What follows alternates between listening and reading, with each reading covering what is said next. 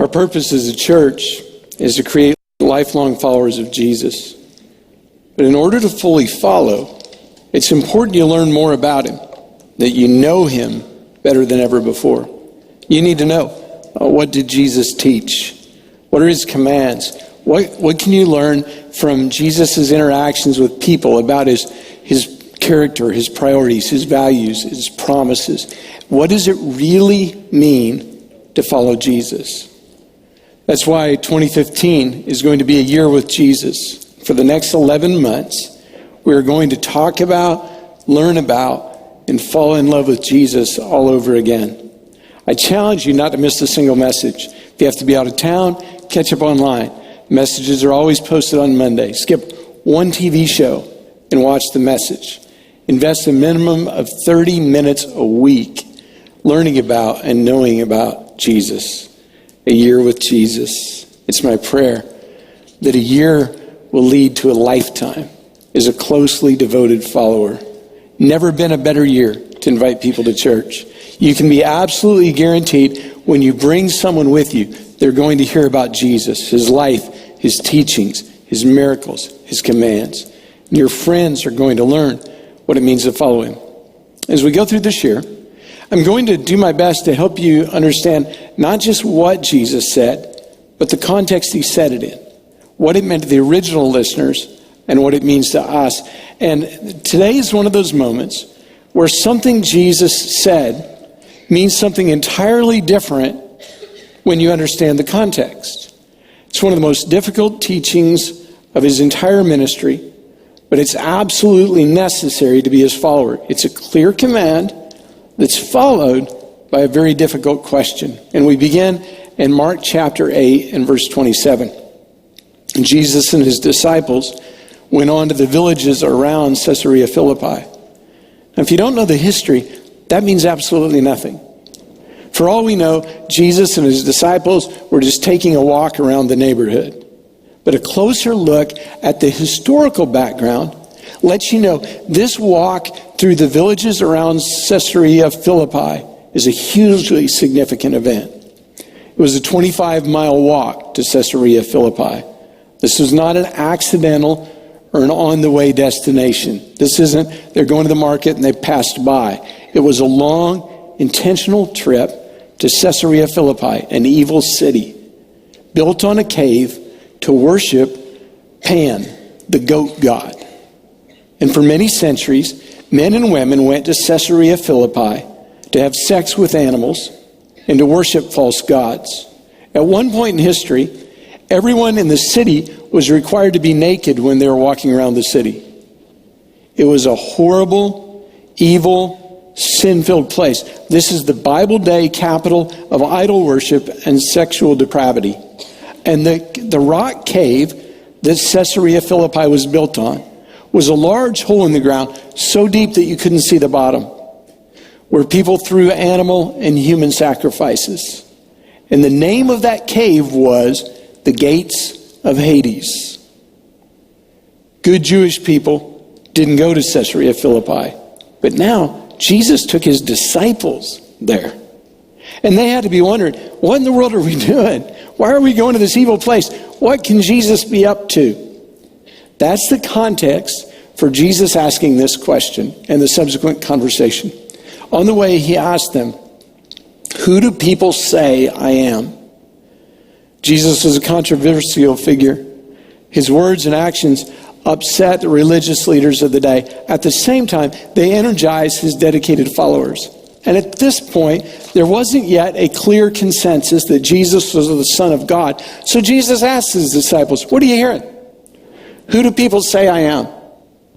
And they replied, "Some say John the Baptist. Some say Elijah. Still others, one of the prophets." Now those are bad. Elijah was a powerful Old Testament prophet. John the Baptist was an influential teacher that was beheaded by Herod. So apparently, some people thought that Jesus was a great man of God who'd come back from the dead. And so Jesus pressed the issue. "What about you? Who do you say I am?" And Peter answered, "You are the Christ, the Messiah, the anointed one, the Son of God, come to save mankind, the one who will provide freedom and deliverance. Jesus, you're the answer to all the prophecies.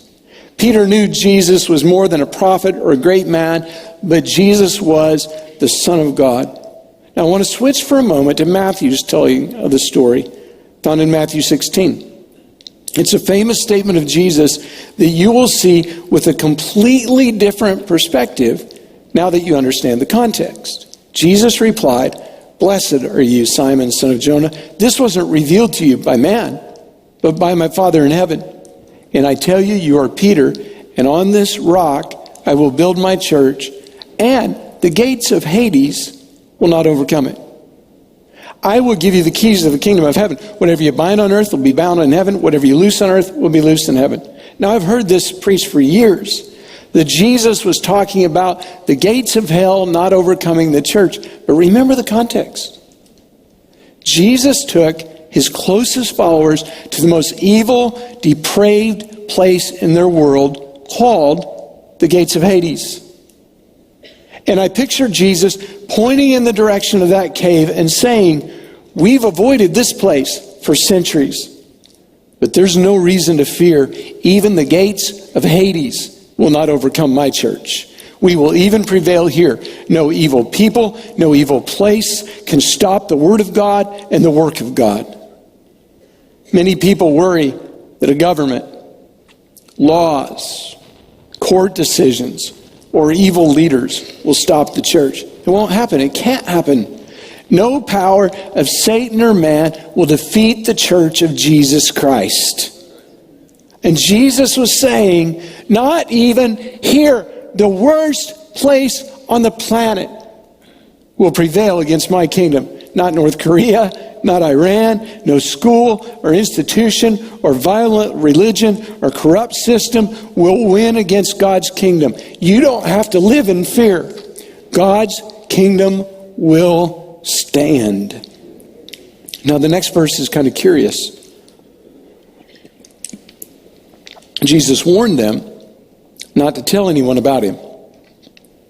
I mean, their life assignment would be to tell everyone about Jesus. Why did Jesus warn them not to tell people who he was? Apparently, it wasn't yet God's timing for Jesus to be revealed to everyone as his son. And what follows is fascinating. This is a huge moment for the disciples. You expect Jesus to move straight into inspirational teaching about their assignment. Instead, he then began to teach that the Son of Man, that's one title Jesus used to refer to himself, must suffer many things, be rejected by the elders, the chief priests, teachers of the law, and then he must be killed. And after 3 days, rise again. He spoke plainly about this. And Jesus knew what was coming. But this is the first time that he let his disciples in on the plan. And Jesus began preparing them for difficult days ahead. Persecution, torture, and death. Up to this point, following Jesus had been an amazing, exciting, joy-filled journey, filled with miracles and growing crowds listening to the teaching. And this statement is the pivot point from good to bad. This marks the beginning of a strong opposition to Jesus and to his ministry and to his message. Had to be unnerving for the disciples. They'd left everything to follow Jesus. It's solemn. It's serious. It's a quiet moment. The game was changing. He spoke plainly about this, and Peter took him aside and began to rebuke him. Now, can you imagine rebuking Jesus? Just moments before, Peter said, "You're the Christ, the Messiah, you're the Son of God, you're the Savior of the world." It's not like Peter didn't know who he's talking to. Now, Peter is giving it to Jesus. He's letting him know he was wrong. He shouldn't be talking like that. It's pretty gutty. It's pretty stupid. And Peter said something to the effect of, "What in the world? If you're the Christ, you can't be killed. You must be tired. You must be sick. Don't say things like that. You're weirding people out. I know you're the Son of God and all that, but look at me. You are out of line. Don't you say that again. Don't do that again. You are the Son of God. You can't suffer. You can't be tortured. You can't let yourself be killed. You got the power to prevent that. That's the wrong plan. Choose a different path, Jesus. Suffering and death is not the answer. Peter actually presumed to have a better plan than God's plan. And so when he's done giving it to Jesus, Jesus looked at him and said, well, thank you. Because I know I'm God and all that, but you're right. I made a mistake. Give me a minute and let me go back and apologize to the other guys. Suffering, persecution, dying, that was a bad idea. Thank you so much for helping me see that, oh great one. Give me a minute. I'll come up with a different plan. Okay, that's not exactly how it went. Jesus turned and looked at his disciples, and then he rebuked Peter. Get behind me, Satan. Okay, and let me just help you. Let me pause for a second. When Jesus calls you Satan, that's not a good thing. That's tough. Get behind me, Satan. You don't have in mind the things of God. You have in mind the things of men. It's a harsh public rebuke. Not only did Jesus not accept his advice, he calls him Satan. But this was a big deal. Peter was trying to talk Jesus out of going to the cross. Peter didn't like God's plan because God's plan involved pain and suffering. Peter preferred a different plan, a comfortable, easy plan. We have the same struggle. God's plan doesn't always make us comfortable. We don't always get what we want. We want the reward without paying the price, the blessings without the obedience, the Christ without the cross. We want our plan, not his plan, because his plan isn't easy, comfortable, and convenient.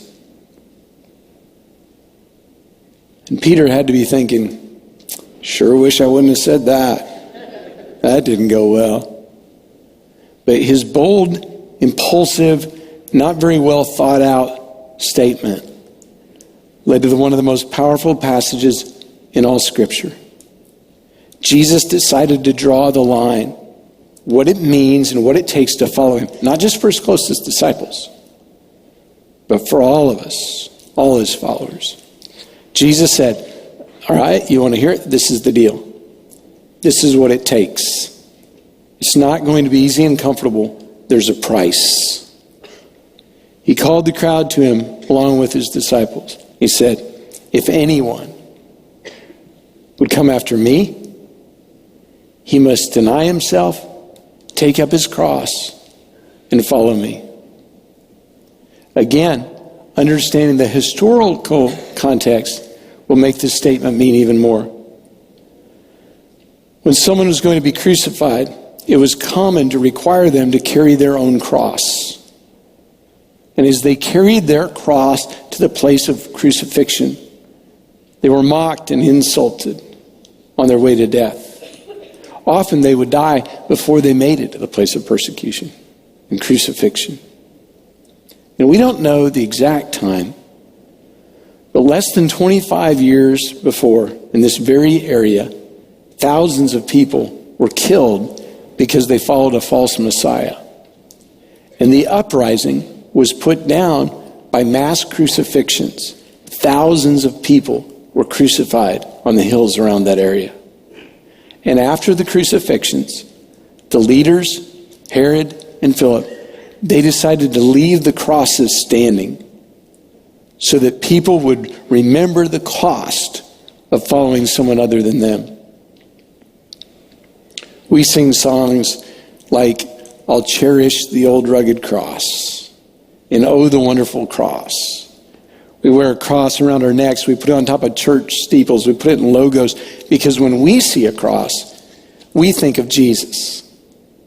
The crowd that day didn't know that Jesus was going to carry a cross, the implement of his own death. They didn't know that Jesus' death on the cross would purchase the price of salvation. They didn't have a wonderful cross. For them, there was nothing wonderful at all about a cross. It was a bloody, gory, painful instrument of shame and torture and death. Why would anyone purposely take up a cross? And you can imagine Jesus pointing to the countryside, dotted with crosses, as he said, if anyone would come after me, he must deny himself and take up his cross and follow me. Jesus let them know it's about to get difficult. The cost of following me could include persecution and shame and death. I'm confident Jesus lost some followers that day, that the church shrunk. They found out the cost of following was just too high. They discovered it wasn't just about having a good time, shouting hallelujah, and seeing miracles. And the more I study this moment, the more I'm convinced Jesus was probably trying to wash out the low commitment just because everyone else is doing it, trying to make new friends, followers. Jesus purposely raised the bar high, and he lost people because he knew only fully committed, all in, willing to deny themselves followers would stay with it through the tough times that were ahead. Taking up the cross is denying yourself. It's giving up what you want for what he wants. Denying yourself is setting aside your desires and your wants and your needs and your preferences for his plans and for his commands. Denying yourself means it's not about me, it's about him. It's not about my comfort and my convenience. It's not about what I think I require to be happy. I put all that aside and I instead take up the cross, the symbol of sacrifice and pain and death. Then and today, following Jesus requires denying yourself. There are difficult days ahead for followers of Jesus. The coming years, it's only going to get more difficult. Some of you are older, look back and you never imagined it'd be this difficult. The Bible predicts it. We see it. If you aren't willing to deny yourself, you won't make it. You'll quit. You'll flame out. You'll walk away. To which you say, not me. I'm in. I'm committed. Really? If coming to church results in persecution, the threat of prison and death, you're going to be here? You'll be faithful then? That'll do it? Some people stay away now if they have a headache. You're going to stay faithful when the threat is losing your head? You're not willing to give God 10%, but you're going to give up everything? It's not likely. If a church or a leader dares to call us to deny ourselves and sacrifice, we run like the wind. And I'm concerned that the church today may be producing too many casual, as long as it doesn't cost me anything, it will make my life better converts as opposed to fully committed followers of Jesus. Jesus said, if anyone would come after me, he must deny himself and take up his cross and follow me. And Jesus went on. He explained a little more, like that wasn't enough. For whoever wants to save his life will lose it. But whoever loses his life for me and for the gospel will save it. The crowd had to be confused. Jesus hadn't taught about heaven yet. And now here's the question. The question we look at tonight. This is the key question then and today. And this is one you have to consider. This is another one of those questions you just can't avoid. What good is it for a man to gain the whole world yet forfeit his soul? Jesus was saying, what matters most? What's it worth to follow me? If the cost is high and the road is difficult, do you still want to follow? The context of the question is powerful. as they looked at those crosses, as they faced unbelievable evil and stared at cruel crosses of death, Jesus pauses and points and says, is it even worth this? What's it worth? You can live with the goal of accumulating power and position, prestige, possessions. Your life priority can be to build the business and make lots of money. You can make your goal being the most popular student at school, the head cheerleader, the star. Your ambition can be to drive the best cars, live in the biggest house, take the most amazing vacations, and shop till you drop. Free time, fun time can be number one. And in response to all that, Jesus says, what good is it for a man to gain the whole world, yet forfeit his soul? What can a man give in exchange for his soul? What are you willing to trade? What's your soul worth? What is your relationship with God worth to you? Maybe a better way to ask it is, what aren't you willing to trade? What won't you give up? What in your life, if God asks for it, it's off limits? I mean, you say, I'll sacrifice. That's an easy thing to say. That's not so easy thing to do. What in your life is off limits to God? I mean, forget tithe, giving 10%. If you're not willing to do that, you'll never respond to his call to give it all. But what if he asks for it all? Not just 10%.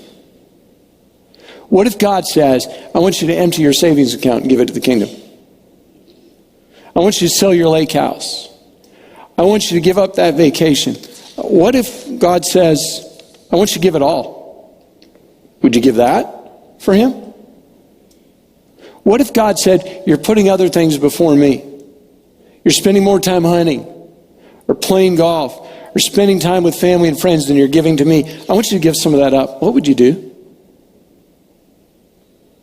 What if God said, that new house you've been planning, I want you to put that money in the kingdom instead? Would you do that? What if God says, that relationship you have is coming before me, time to walk away from her? Time to give him up. Would you do that? What would you say? What would you do? Whatever you aren't willing to give up for God is what you've decided that you will give in exchange for your soul. Whatever is off limits to him if he asks, that's what you're saying. That's worth more. You can acknowledge him and appreciate him, but not be willing to truly follow him because the cost is just too high. We aren't called to be appreciators of Jesus. The call is to follow. And Jesus said, if anyone would come after me, and that anyone includes us, he must deny himself, take up his cross, and follow me. For whoever wants to save his life will lose it. Whoever loses his life for me and for the gospel will save it. What good is it for a man to gain the whole world, yet forfeit his soul? Or what can a man give in exchange for his soul? It's a question you have to ask yourself. What's it worth? What's it worth to follow Jesus? I'll make you a promise tonight. I won't be afraid to call you to sacrifice. I am not going to be a defensive pastor making popular decisions in order to keep people. I'm not going to avoid tough truth because it doesn't fit in with today's culture. I'm not going to be a part of producing a group of low commitment when it works for me brand of pseudo-Christians. If we lose people, we lose people. It'll hurt. It always hurts. I love you. I want you to be all in. I want you to be fully committed. I'll cry. I'll miss you. But we're We're committed to producing fully committed, lifelong followers of Jesus who have responded to the command of Jesus when he said, if anyone would come after me, he must deny himself and take up his cross and follow me. If you're just looking for a happy place to feel better about yourself and just coast along, do whatever, this is not the place. We want to follow Jesus, and that costs something. You're pretty quiet. And I know it's hard to imagine. I think the crowd was just this quiet that day too. But Jesus wasn't done. And he said one more thing that drove it home even more for the disciples, for the people gathered that day, and for us. This is what's at stake. Jesus said, and I don't think he said it in an angry way. I think he said it in a pretty quiet way, probably a sad way, because he knew there were people there that were leaving. If anyone is ashamed of me and my words in this adulterous, sinful generation, the Son of Man will be ashamed of him when he comes in his Father's glory with the holy angels. The Message says it this way: if any of you are embarrassed over me in the way I'm leading you, when you get around your fickle and unfocused friends, know that you'll be an even greater embarrassment to the Son of Man when he arrives in all the splendor of God his Father with the army of holy angels. Maybe you live one way at church and another way entirely at school, at work, even at home. And Jesus says, if you're too embarrassed to live for me here, you won't have a place in heaven. That's tough stuff, isn't it? And that's it. That's what Jesus taught. And no doubt when he was done, that day, many people walked away, and the followers became fewer. It's a powerful truth. We can't avoid this, and it's so important we start with it. You can't follow Jesus without paying a price. You can't accidentally follow Jesus. It's a decision. And the road is denying yourself. If you're not willing to deny yourself, and if you're not willing to pay a price, then you're not following him. Jesus said, if anyone would come after me, he must deny himself and take up his cross and follow me. And maybe say, Pastor Rod, that scares me. What am I going to have to give up? What if I have to suffer persecution? What if I'm belittled for my faith? What if it costs me even more than that? That scares me. You know, that scares me too. It's not like I'm walking around saying, man, I hope I get beat up today for following Jesus. But you know what scares me more? Not following Jesus. That scares me much, much more. Jesus said, if anyone would come after me, he must deny himself, take up his cross, and follow me. As we consider the price that we must pay, and there is a price, tonight we are going to remember the price that he paid. And it's because he paid the price that we're willing to pay a price. See, he told that teaching to a group of people about denying yourself and take up the cross. They had no idea that it was just a few short days later that Jesus would do exactly that and take up the cross because of his great love for them. He would go first and pay the price. His great love demonstrated at the cross compels us to embrace hardship and sacrifice, to deny ourselves, to put his kingdom first. Tonight we're going to receive communion together. Our ushers are coming with the elements of communion.